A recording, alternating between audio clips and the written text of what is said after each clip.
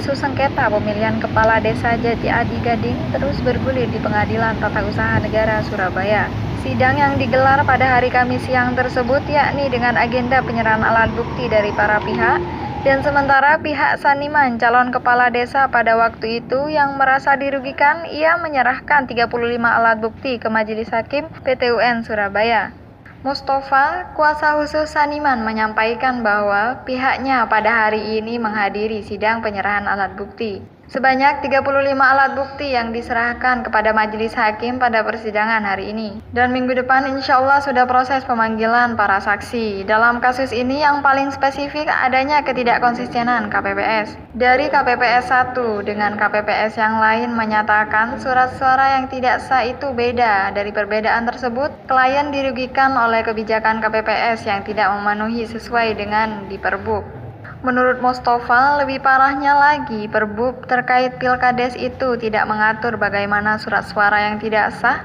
Perbub hanya mengatur surat suara yang sah saja.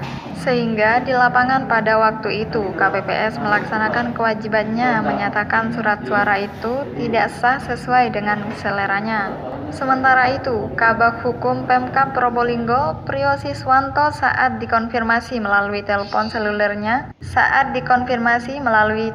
selulernya mengatakan pihaknya terus mengikuti persidangan yang sedang berjalan. Para pihak persidangan diberikan kesempatan yang sama untuk menyampaikan bukti dan saksi.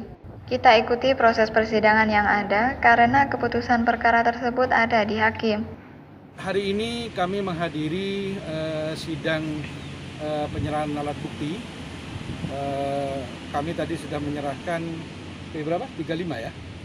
Kami menyerahkan 35 bukti kepada majelis hakim. Dan insya Allah minggu depan sudah dalam proses sidang menghadirkan para saksi. Di sini yang paling spesifik di Jatiadi adalah adanya ketidakkonsistenan dari KPPS 1 yang lain menyatakan surat suara yang tidak sah itu beda. Artinya apa? Disinilah nyata bahwa Pak Saniman dirugikan oleh kebijakan KPPS yang tidak memenuhi sesuai dengan di Perbub. Lebih parah lagi, Perbub itu tidak mengatur bagaimana surat suara yang tidak sah.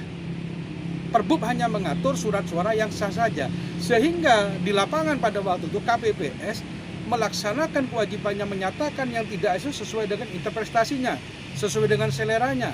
Lebih-lebih ada indikasi, ada keberpihakan ke calon tertentu. Ini yang merugikan klien kami. Untuk itu, minggu depan kami akan hadirkan para saksi itu biar para pihak tahu bahwa selama ini bahwa Pak Saniman seharusnya layak menjadi pemenang di Pilkades Jatiadi. Portal Indonesia dari Probolinggo, Tim Liputan melaporkan.